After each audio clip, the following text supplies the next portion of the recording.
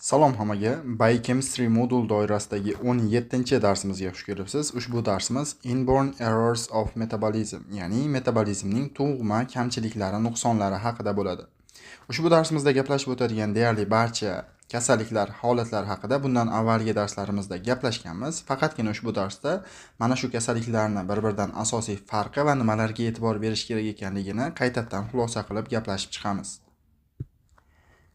Metabolizmning tug'ma kamchiliklarida bunda mana shu metabolizmdagi turli xil reaksiya yo'llarida defektlar, nuqsonlar uchraydi va bu bolalikning erta davrlaridayoq, ya'ni newborn perioddayoq bilinadi belgilari. Belgilari lekin ko'pincha spesifik bo'lmaydi, ya'ni non-spesifik bo'ladi. Masalan, failure to thrive bu o'sish rivojlanishdan orqada qolish, and hypotoniya bu mushaklardagi tanadagi umumiy gipotoniya. Mushaklar tarang bo'lmaydi, bo'shashgan, shalviraganga o'xshagan bo'ladi. Va mana shu kasalliklarga asosiy tashxis qo'yish laboratoriyadagi turli xil moddalarni miqdorini o'lchash orqali kechadi. Masalan, bunda ko'pincha gipoglikemiya kuzatiladi. Qonda glyukozani miqdori kam bo'ladi, qonda ketonlarning miqdori oshib ketgan bo'ladi, ketozis uchraydi va ba'zi kasalliklarda giperammonemiya, ya'ni qonda ammoniumda miqdori ortib ketadi yoki laktik asidozis yuzaga keladi, ya'ni qonda va organizmda laktatning miqdori ortib ketgan va pH kislotalilik tomonga siljigan bo'ladi. Mana shu laboratoriyada uchraydigan topilma, ya'ni belgilardan dastlabkisi bu hypoglaysemiya. Bizga yosh chaqaloq bemorda uchrayapti gipoglikemiya. Bu newborn hypoglaysemiya deb ataladi. Newborn bu yangi tug'ilgan chaqaloq. Bir oylik yoki 2 oylik, taxminan shunaqa. Va unda gipoglikemiya bor. Qanday sabablar bo'lishi mumkin gipoglikemiyaga? Birinchi navbatda biz glycogen storage disease, ya'ni glikogenni saqlash bilan bog'liq kasalliklarga yoki galaktozemiya yoki hereditary fructose intolerance, organic acidemias yoki disorders of fatty acid metabolism, ya'ni yog' kislotalari metabolizmidagi turli xil kamchiliklardan shubha qilishimiz kerak. Mana shu asosiy 5 ta kasallikda mana shu tug'ilgan chaqaloqlarda gipoglikemiya holati kuzatiladi. Bu kasalliklarni bir-biridan qanday qilib farqlaymiz va qanday qilib chaqaloqqa, bemorga tashxis qo'yamiz? Keling, shu haqida gaplashib chiqamiz. Dastlabki kasalliklar guruhi bu glycogen storage disease. Ushbu kasalliklarni biz gaplashib o'tganimiz 5 ta turi bor. Mana shu 5 ta turdan hammasida ham gipoglikemiya kuzatilmaydi. Ya'ni masalan, McArdey kasalligi type 5 yoki Pompe kasalligi type 2, ya'ni mana bu glycogen storage disease'ni 1-dan 5-gacha turlarning ichida 2 va 5-turlarida gipoglikemiya kuzatilmaydi. Faqatgina 1-tipida hamda 3-tipida gipoglikemiya kuzatiladi. 1-tipni biz von Girke kasalligi deb ataganmiz va 3-tip kasallikni esa Cori kasalligi deb ataganmiz. Mana shu glycogen storage disease orasidagi gipoglikemiya kuzatiladigan kasalliklarda gipoglikemiya ochlik paytida yuzaga keladi, ya'ni postprandial period. Bu ovqatlangandan keyingi vaqt. Masalan, bola emdi, mana shundan keyin 1 soatgacha orada bolada qonda gipoglikemiya kuzatilmaydi. Faqatgina mana shu ovqati hazm bo'lgandan keyin, ma'lum vaqt o'tgandan keyin unda gipoglikemiya kuzatiladi. Buni hours after eating, ya'ni ovqatlangandan bir necha soatdan keyin gipoglikemiya kuzatilishni boshlaydi deb qayd etib o'tib ketilyapti. Va bundan tashqari faqat gipoglikemiya emas, ularning qonida ketonlarning miqdori ortishi, ketoz holati kuzatiladi. Sababi ochlik paytida mana shu glyukozani miqdori tushib ketgan, gipoglikemiya bo'lyapti. Buni hisobiga organizmni energiya bilan ta'minlash maqsadida yog'lar parchalanishni boshlaydi va bu yog'larning parchalanishi ketonlarning hosil bo'lishini orttirib yuboradi. Va bitta shartli holati bor. Mana shu yog'larning parchalanishi bilan bog'liq hech qanday kasal bo'lmasa bemorda, faqatgina glycogen storage disease bo'lsa, mana shu holatda ketonlarning miqdori ortishi kuzatiladi, ya'ni ketoz holati kuzatiladi. Agar yog'larning parchalanishidagi metabolizm ham buzilgan bo'lsa, ketoz holati kuzatilmaydi. Buni kelgusi slaydlarimizda yana bir ta'kidlab o'tamiz, faqatgina mana shuni esda tuting. Bundan tashqari bemorda gepatomegaliya kuzatilishi mumkin. Sababi mana shu glikogen jigarda parchalanmagani hisobiga u to'planib qoladi va gepatomegaliyaga, jigarni kattalashishiga sabab bo'ladi. Gipoglikemiya bilan kechuvchi glycogen storage disease ni bir-biridan qanday farqlaymiz? Birinchisi bu von Girke kasalligi. Ushbu kasallikda glyconeogenez bloklangani hisobiga juda ham kuchli gipoglikemiya bo'ladi ochlik paytida hamda qonda laktatning miqdori ortib ketib, laktik atsidozisga sabab bo'ladi. Biz eslatib o'tamiz. Piruvat agar TCA cyclega kirib parchalana olmasa, u alternativ sifatida o'ziga laktat yo'lini tanlaydi. Mana shu paytda laktatning qonda miqdori ortib, laktik atsidozisga sabab bo'ladi. Ikkinchi kasallik Kori kasalligida esa glukoneogenez zararlanmagan bo'ladi. Shuni hisobiga bunday bemorlarda gipoglikemiya unchalik kuchli bo'lmaydi va qonda laktik atsidozis ham kuzatilmaydi. Mana shu holatdan mana shu ikkala kasallikni bir-biridan farqlab olsak bo'ladi. Rekap qilamiz. Bemor keldi, gipoglikemiyasi bor, gipoglikemiya. Biz shubha qilyapmiz mana shu glycogen storage disease kasalliklaridan biriga. Agar qonda gipoglikemiya o'rtacha bo'lsa va laktik atsidoz kuzatilmayotgan bo'lsa, bu Kori kasalligi deyishimiz mumkin. Va aksincha, juda ham kuchli gipoglikemiya va laktik atsidoz jarayoni kechayotgan bo'lsa, von Gerke kasalligiga shubha qilamiz va qo'shimcha tekshiruvlarni o'tkazamiz. Navbatdagi gipoglikemiyaga sabab bo'lishi mumkin bo'lgan kasallik bu hereditary fructose intolerance. HPI qisqartirib aytamiz. Ushbu kasallik aldolaza B fermentining yetishmovchiligi hisoblanadi va ushbu kasallik natijasida fruktoza 1 fosfat to'planib qoladi jigarda. Bu ko'pincha ATP, ya'ni ATF ni miqdorining kamayishiga, organizmda va jigar hujayralarida kamayishiga sabab bo'ladi va glukoneogenez hamda glikogenolizis jarayonlarini, ya'ni glukozaning yangitdan hosil bo'lishi va glikogenning parchalanishini to'xtashiga, bloklanib qolishiga sabab bo'ladi va aynan mana shuni hisobiga ham bemorda gipoglikemiya kuzatiladi. Qonda glukozaning miqdori tushib ketadi va bundan tashqari laktik atsidozis kuzatiladi, qonda ketonlarning miqdori ortadi va glikogen jigarda to'plangani hisobiga ushbu kasallikda ham gepatomegaliya kuzatiladi. Hereditary fructose intolerance kasalligining asosiy belgilariga to'xtalamiz. Ushbu kasallikning belgilari qachon boshlanadi? Weaned from breast milk, ya'ni ko'krak sutidan ajratilgandan keyin boshlanadi. Sabab nimaga? No fructose in breast milk. Ko'krak suti tarkibida fruktoza bo'lmaydi. Shuni hisobiga ham ko'krak sutini emib yurgan bolada fruktoza organizmda to'planib qolmaydi va belgilar yuzaga kelmaydi. Qachonki u ko'krak sutidan ajratilib, o'z ovqatlanishni boshlaganda fruktoza organizmga qabul qilinadi va fruktozani organizm qabul qila olmasdan, ya'ni o'zlashtira olmasligi hisobiga u to'planib qolib, mana shu belgilarni yuzaga keltiradi. Belgilardan eng asosiysi bu gipoglikemiya aytib o'tdik va gipoglikemiyaga qo'shimcha ravishda sidikda reducing sugars bo'lishi, bu glyukoz, fruktoz va galaktozadir. Bemorning sidigini tekshirib ko'rganimizda mana shu reducing sugars bo'ladi. Navbatdagi holat klassik galaktozemiya. Bu galaktozani organizm o'zlashtira olmasligi natijasida yuzaga keladigan holat. Bunday bolalarda galaktoza 1 fosfat uridil transferaza fermentining yetishmovchiligi bo'ladi va natijada ular organizmida, jigarida galaktoza 1 fosfat to'planib qoladi.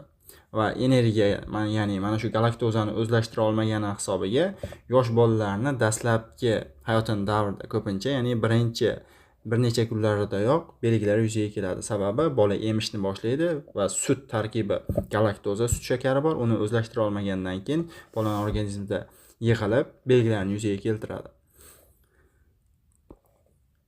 Va bu yerda ham aytib o'tib ketyaptiki, sut tarkibida bo'ladigan disaxarid laktoza, galaktoza va glyukozani o'zaro birlashishidan hosil bo'lgan disaxarid hisoblanadi va sut tarkibida galaktoza bor.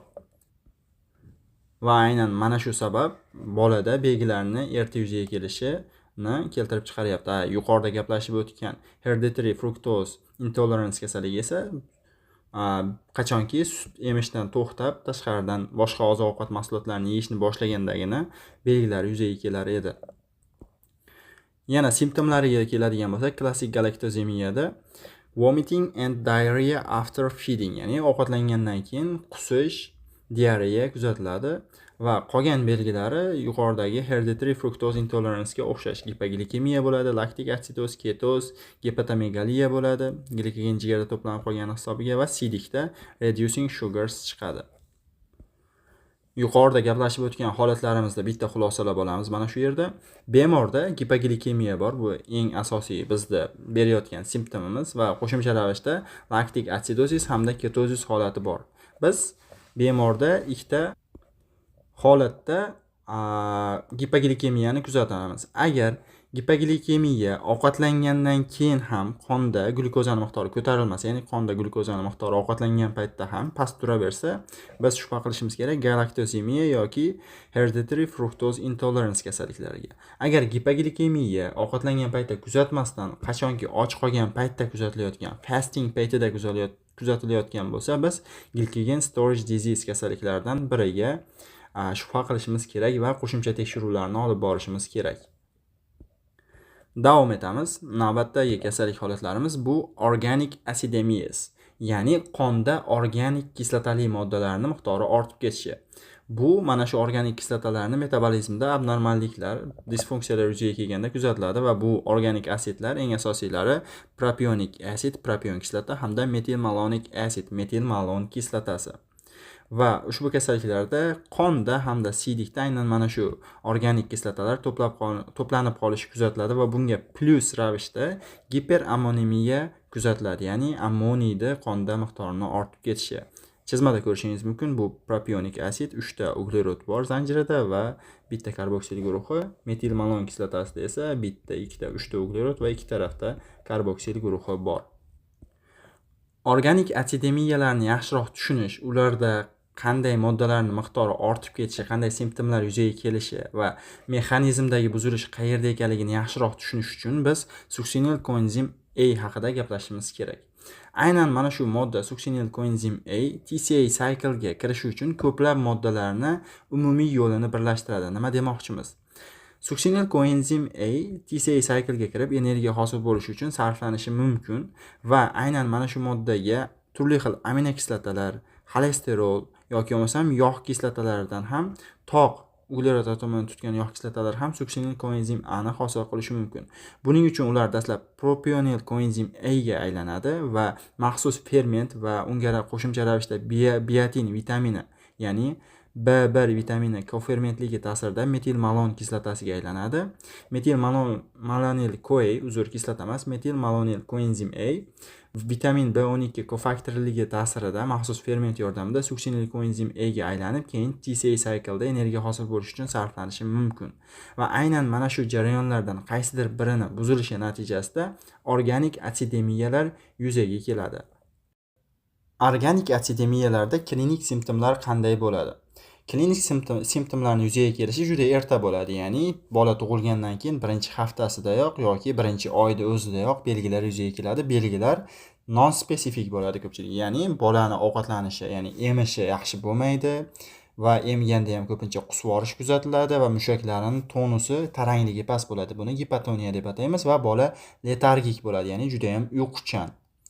Hamda bolada gipoglikemiya bo'ladi qonda va shuni hisobiga ketoz holati yuzaga keladi. Buni mexanizmi juda ham ko'p hamda mana shu organik asidemiyalar, bunda organik kislotalar jigarni zararlashini hisobiga glyukoneogenezni shutdown qiladi, ya'ni ingibitsiya qiladi. Shuni hisobiga gipoglikemiya va ketoz hosil bo'ladi degan qarash mavjud, lekin bunga juda ham ko'p faktorlar hissa qo'shadi.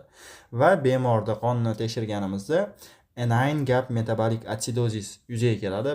Biz shu nomda yodlashimiz kerak xolos, chunki anion gap metabolic acidosis tushunish bu katta mavzu va renal system modulida to'lig'icha mana shu mavzu gaplashib chiqilgan. Hozirga biz bilishimiz kerak, mana shu metabolik atsidoz holati yuzaga keladi. Bundan tashqari o'ziga xos spesifik belgilardan aytib o'tdik. Giperammonemiya kuzatiladi, ammoniumda miqdor ortishi va siydikda organik kislotalar ajrala boshlaydi. Organik asidemiyalarning birinchi turi propionik asidemiya. Ushbu kasallikda propionil koenzim A karboksilaza fermentini yetishmovchiligi bo'ladi. Ushbu ferment nima qiladi? Ushbu ferment o'ziga biotin, ya'ni B1 vitaminini kofaktor sifatida tutib, propionil CoA dan suksinil koenzim A gacha bo'lgan yo'ldagi bitta bosqichni katalizlab beradi. Va mana shu fermentning yetishmovchiligi natijasida propion kislotasini qonda to'planib qolishi kuzatiladi. Ya'ni mana bu moddani aylanishi, keyingi moddaga o'tishi to'xtab qolgan. Va biotinda nimaga muhim modda sifatida berib ketyapmiz? Sababi biotinning yetishmovchiligi ham aynan mana shu yo'lni propionil koenzim karboksilaza fermenti bo'lgani bilan uni normal ishlamasligiga sabab bo'ladi. Buni ham eslab qolishimiz kerak. To'planib qolayotgan propionil CoA keyinchalik propionic acid, ya'ni propion kislotasiga aylanadi va atsidemiya chaqiradi. Navbatdagi organik asidemiya kasalligi bu metil malonik asidemiya, ya'ni metil malon kislotasini to'planib qolishi. Ushbu kasallikda metil malonil koenzim A mutaza fermentini yetishmovchiligi bo'ladi. Ushbu fermentning vazifasi ko'rib turganingizdek metil malonil CoA ni suksinil koenzim A ga aylantirib berish. Mana shu ikkala modda, ya'ni metil malonil koenzim A va suksinil CoA bir-biriga izomer moddalar, faqatgina fazoviy tuzilishi orqali farq qiladi xolos. Va bu jarayonda metil malonil koenzim A mutaza fermenti ishtirok etadi. U o'ziga B12 vitamini koferment sifatida tutadi. Va aynan mana shu fermentning yetishmovchiligi yoki B12 vitaminining yetishmasligi mana shu jarayonni to'xtashiga va metil malonil CoA ni to'planib qolishiga, uni esa keyinchalik metil malon kislotasiga aylanib qonda atsidemiya chaqirishiga sabab bo'ladi. Navbatdagi metabolizmdagi nuqson hisobiga yuzaga keladigan kasallik bu maple syrup urine disease. Maple syrup degani bu zarang siropi, zarang o'simligidan olinadigan maxsus sharbat turi va sidikda aynan mana shunaqangi holat kuzatiladi. Buni quyida ko'ramiz. Branch chain amino acid disorders, ya'ni tarmoqlangan zanjirli aminokislotalarni metabolizmi buzilishi bilan kechadigan kasallik hisoblanadi. Bu aminokislotalarga qaysilari kiradi? Ko'rishingiz mumkin. Valin, leytsin va izoleytsin. Ularni tarmoqlangan zanjiri bor. Mana bu qismda, mana bu qismda, mana bu qismda zanjiri tarmoqlangan va aynan mana shu aminokislotalarni fermentlovchi alfa keta asid dehidrogenaza fermentini yetishmovchiligi bo'ladi ushbu kasallikda. Bu ferment multisubunit kompleks bo'ladi, ya'ni bir necha fermentlarning o'zaro birikishidan hosil bo'lgan va o'ziga kofaktor sifatida tiamin va lipoik asidni tutadi. Mana shu moddalar bo'lmasa, o'z faoliyatini to'g'ri bajarmaydi.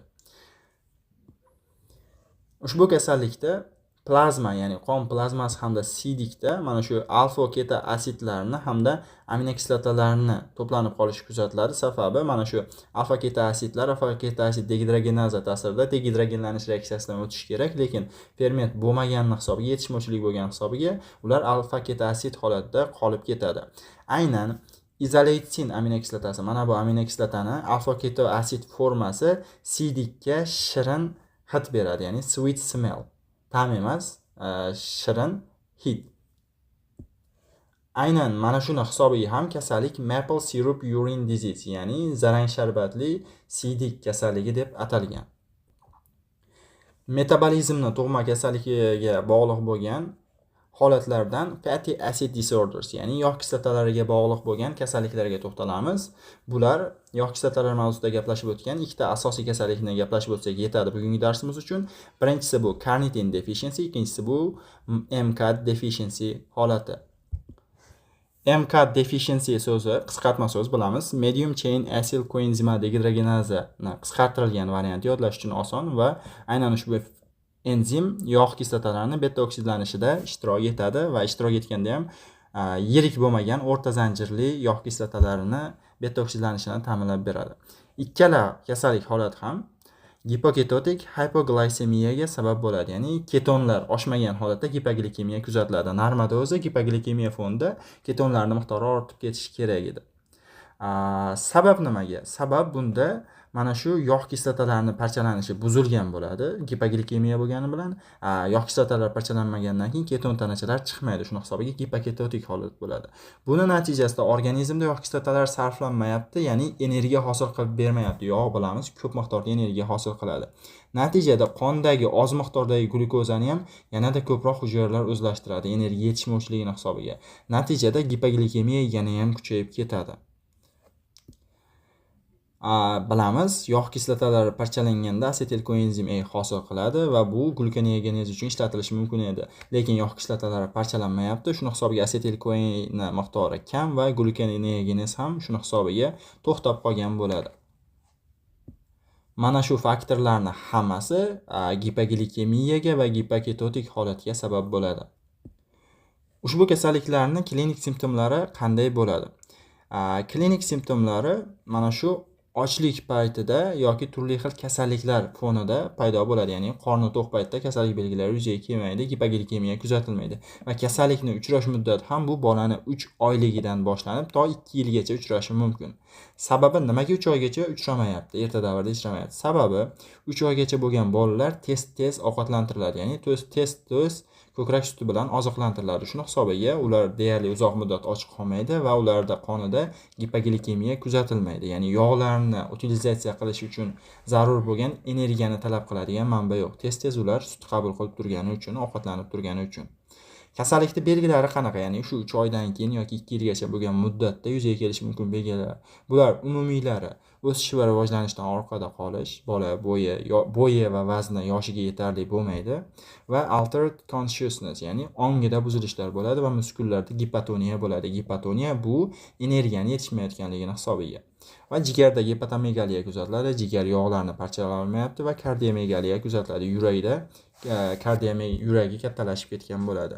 Va eng asosiy belgisi bu hypoketotic hypoglycemia, ya'ni glyukoza kam va normada ketonlar miqdori baland bo'lishi kerak, lekin bunda ketonlarning miqdori ham kam bo'ladi. Demak, biz yog' kislotalarining parchalanishi bilan bog'liq kasalliklarga shubha qilishimiz kerak. Lipidlar metabolizmi buzilishi bilan bog'liq dastlabki kasallik bu primary carnitin deficiency holatini gaplashib chiqamiz. Ushbu holatda carnitin shuttle, carnitin yo'li uchun zarur bo'lgan carnitin yetishmaydi, miqdori kam bo'ladi. Ushbu carnitin shuttle vazifasi nima? Ushbu yo'lning vazifasi yog' kislotalarini asil karnitinga aylantirish va shu orqali sitoplazma, hujayra sitoplazmasidagi yog' kislotasini mitoxondriyaga metabolizm uchun kiritib berish va shu orqali energiya hosil qilish jarayonida qatnashish edi. Quyidagi chizmaga ahamiyat qaratamiz. Yog' kislotasi lipid parchalandi va parchalanish natijasida asil-CoA hosil bo'lyapti, asil koenzimi va u to'g'ridan-to'g'ri mitoxondrial membranani kesib o'ta olmaydi. Shuni hisobiga u karnitin bilan birikadi va asil karnitinni hosil qiladi. Asil karnitin esa bu mitoxondriyadan o'ta oladi va mitoxondrial matriksga kirganda qaytadan asil CoAni hosil qilib beradi va u 3 karbon kislota sikliga kirib energiya hosil bo'lish uchun sarflanadi. Bemordagi belgilari qanaqa bo'ladi? Umumiy belgilar muscle weakness, energiya yetishmagani uchun muskullarda kuchsizlik, holsizlik, muskullarning tarangligi, yetishmovchiligi kuzatiladi hamda kardiomiyopatiyalar kuzatiladi, yurakdagi muskullarning o'zgarishi bilan bog'liq bo'lgan turli xil holatlar. Va laboratoriyadagi asosiy belgisi karnitinning miqdori kam bo'ladi va asil karnitinning ham miqdori kam bo'ladi. Nimaga bunaqa? Sababi o'zi karnitin yetishmayapti organizmda va u yetishmagani hisobiga asil koenzim u bilan qo'shilib asil karnitinni hosil qila olmaydi va shuni hisobiga ham ushbu moddaning ham miqdori kam bo'ladi. Lipid metabolizmi buzilishi bilan bog'liq ikkinchi kasallik bu MCAD deficiency kasalligi. Bunda barcha yog' kislotalarni emas, aynan medium chain, ya'ni o'zini zanjirida 6 tadan 10 tagacha uglerodni tutgan yog' kislotalarning metabolizmi buziladi va buning natijasida ular oksidlanib dikarboksilik kislotalarni hosil qiladi. Dikarboksilik kislota degani bu ikkala tarafda ham mana bunaqangi karboksil guruhi bor bo'lgan yog' kislotalardir. Normada shular bittasi bo'lmasligi kerak, faqatgina bitta karboksil guruhi bo'ladi yog' kislotalarida. Va ushbu kasallikni carnitin deficiency kasalligidan farqi asil karnitinning miqdori yuqori bo'ladi. Aksincha carnitin deficiencyda asil karnitinning miqdori kam bo'lar edi. Mana shu orqali bir-biridan farqlab olishimiz mumkin. Ma'lumotlarni umumlashtirib olamiz. Bemor keldi, bemorda gipoglikemiya fonida gipoketotik holat kuzatilyapti, ya'ni qonda glyukoza kam, ketonlarning miqdori ham abnormal kam. Biz lipidlar metabolizmi buzilishi bilan bog'liq kasalliklarga shubha qildik va ularni farqlashimiz kerak. Yo carnitin deficiency holati yo MCAD deficiency holati. Karnitin yetishmovchiligida karnitinning miqdori ham, asil karnitinning miqdori ham qonda kam bo'ladi. MCAD deficiency kasalligida esa asil karnitinning miqdori yuqori bo'ladi aksincha va dikarboksilik kislotalar ham aniqlanadi siydik tarkibida. Navbatdagi kasalliklar guruhi bu urea cycle disorders, ya'ni ureani siklidagi buzilishlar hisobiga yuzaga keladigan kasalliklar. Bu bola tug'ilgandan dastlabki 24-48 soatdayoq bilinadi. Sababi bola ovqatlantiriladi va unda ovqat tarkibida protein tushadi, sut tarkibida. Bu proteinlar simptomlariga yuzaga kelishiga ta'sir qiladi. Belgilari qanaqa? Belgilari bolani ovqatlanishi yomonligi yaxshi emmaydi va vomiting bo'ladi, qusish, letargiya, uyquchanlik bo'ladi va ba'zi holatlarda seizures, tutqanoq xurujlariga ham sabab bo'lishi mumkin. Biz laboratoriya testida isolated severe hyperammonemia, ya'ni faqatgina ammoniyni miqdorini oshgan holatini ko'ramiz. Boshqa hech qaysi moddada o'zgarish bo'lmaydi. Gipoglikemiya boshqa kuzatilmasligi mumkin, faqatgina ammoniyni miqdori qonda ortgan bo'ladi tekshirib ko'rsak. Normal odamda bu 50 atrofida bo'lsa, aynan mana shu urea sikligiga bog'liq kasalligi bor bemorlarda 1000 dan ham baland bo'ladi, ya'ni juda ham yuqori bo'ladi va aytib o'tyapmiz no other major metabolic derangements, ya'ni boshqa metabolizmdagi buzilishlar va boshqa moddalardagi o'zgarishlar sezilarli bo'lmaydi. Faqatgina giperammonemiyani o'zi juda ham kuchli bo'ladi. Mana shu urea cycle disorderlardan dastlabkisi OTC deficiency, ya'ni ornitin transkarbamilaza fermentini yetishmovchiligi. Ushbu kasallikda ornitin transkarbamilaza fermenti yetishmovchiligi natijasida karbomoil fosfat hamda orotik acid, orotik kislotani miqdori ortib ketishi kuzatiladi. Keling, buni mexanizmini aynan mana bu quyidagi sxemadan tushunib olamiz. Ornitin transkarbamilaza fermentining vazifasi karbamil fosfatdan urea siklga kirishini ta'minlab berish, ya'ni karbamil fosfatni shu siklga kiritib beradi. Karbamil fosfat esa bu yoqda ammoniyni o'ziga bog'lab olar edi. Tasavvur qiling, shu ferment yetishmayapti. Nima bo'ladi? Albatta karbamil fosfat to'planib qoladi va ammiakni miqdori ortib ketadi. Shuni hisobiga ham aynan bu kasallikda giperammonemiya kuzatilyapti. Ikkinchi narsa, nimaga orotik kislotasi, ya'ni orotik asidning miqdori ortib ketyapti? To'planib qolgan karbamil fosfat orotik asidga aylanish xususiyatiga ega. Biz buni pirimidin sintezida gaplashganmiz. Glutamindan karbamil fosfat hosil bo'ladi, undan orotik asid paydo bo'ladi va keyinchalik pirimidin azot asoslarining sintezlanishida ishlatilar edi. Va shuni hisobiga ham aynan mana bu kasallikda orotik kislota hamda ammiakning miqdori ortishi kuzatilyapti. Navbatdagi mana shu urea siklga bog'liq bo'lgan kasalliklardan biri bu orotik aciduria. Buni yuqoridagi kasallik bilan farqlab olishimiz kerak. Bu kasallik pirimidin yo'li sintezidagi kasallik hisoblanadi. Aynan bu kasallikda ham orotik aciduria kuzatiladi, lekin eng asosiy jihati ammoniyani miqdori, ammiakning miqdori normal bo'ladi va bemorda somnolens holati hamda seizures, tutqanoqlar kuzatilmaydi. Va eng asosiy belgisi, kasallikda asosiy belgisi megaloblastik anemiya va o'sish rivojlanishda ortda qolishdir. Megaloblastik anemiya bu eritrositlarning o'lchami katta bo'lishi bilan ketadigan anemiya hamda qondagi blood smeardagi asosiy belgilardan biri, ya'ni segmentlari, yadro segmentlari ko'paygan neytrofil leykositlar. Aynan mana bu ko'rib turgan rasmdagi hujayralar leykositlar va ularning yadrosi 5 bo'lakdan yuqori, ya'ni 6, 7, 8 va hokazo. Bu aynan megaloblastik anemiyani belgisidir. Tug'ma metabolizmni kasalliklardan eng oxirgi guruh bu mitoxondrial kasalliklar. Mitoxondrial kasalliklar mitoxondriyadagi metabolizm buzilishi bilan kechadi va aytib o'tganimizdek metabolizmni tug'ma kasalliklar guruhiga kiradi. Bunda aynan mana shu mitoxondriyada kechadigan piruvatni o'zlashtirish, piruvatni asetil koenzim A ga aylantirib, uni 3 karbon kislotada siklida ishlatish buzilgan bo'ladi. Ushbu kasalliklarning har qanday turi severe lactic acidosisga sabab bo'ladi. Sababi biz bilamiz, agar piruvat asetil koenzim A ga aylanib TCA siklga kirmasa, laktatga aylanishga majbur. Shuni hisobiga hammasida laktik acidosis holati kuzatiladi. Va barcha kasallik holatlarida alaninning miqdori ortib ketadi. Alanin bu mana shu laktat sikliga qo'shimcha yondosh sikl va ortiqcha piruvat shu siklga kiradi. Ushbu kasalliklar oilasiga kiruvchi eng ko'p uchraydigan kasalliklardan biri bu piruvat dehidrogenaza complex deficiency. Aynan mana shu fermentning yetishmovchiligi aholi orasida, mitoxondrial kasalliklar orasida eng ko'p tarqalgan. Sxemaga ahamiyat beramiz. Mitoxondrial kasalliklarda aytdik, asetil koenzim A ni TCA siklga kirishi buzilgan bo'ladi, ya'ni piruvatdan asetil koenzim A hosil bo'lishi va uni TCA siklda o'zlashtirilishi buziladi. Natijada to'planib qolayotgan piruvat qayoqqadir sarflanishi kerak.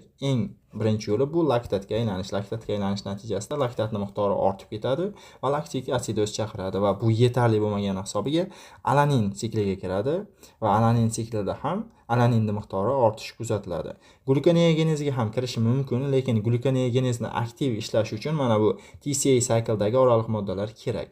Shuni hisobiga glyukoneogenez unchalik kuchli bo'lmagani hisobiga bu nisbatan ahamiyatsiz va biz bilishimiz kerak bo'lgan ikkitasi mitoxondrial kasalliklarda laktatning miqdori hamda alaninning miqdori yuqori ekanligini bilishimiz kerak.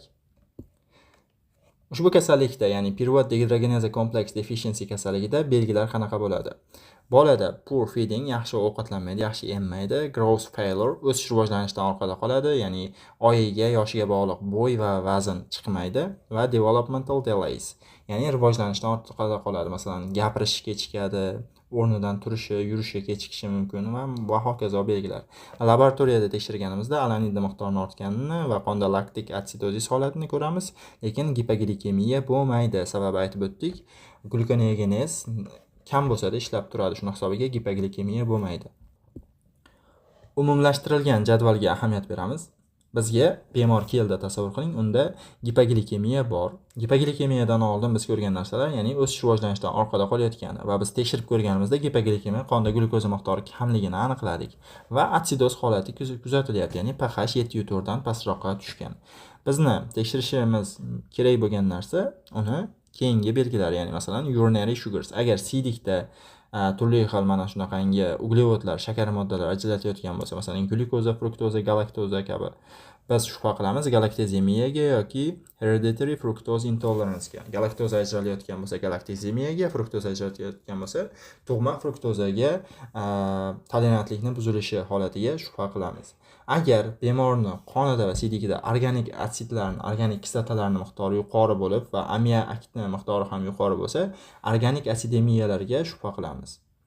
Agar mana shu holatda bemorning qonida ketonlar yuqori bo'lsa, lipid metabolizmi normal deymiz va glycogen storage disease, ya'ni glikogenni to'plash bilan bog'liq bo'lgan kasalliklarni tekshirib ko'rishimiz kerak. Va aksincha abnormal holatda ketonlarning miqdori kam bo'lsa, yog' kislotasining metabolizmidagi turli xil kasalliklarga shubha qilamiz. Bulardan chetlashamiz. Agar qonda faqatgina ammiakning miqdori yuqori bo'lsa, biz urea cycle disordersdan qidirishimiz kerak kasallikni va yoki laktat bilan alaninning miqdori yuqori bo'lsa, bu ko'pincha mitoxondrial kasalliklarda uchraydi.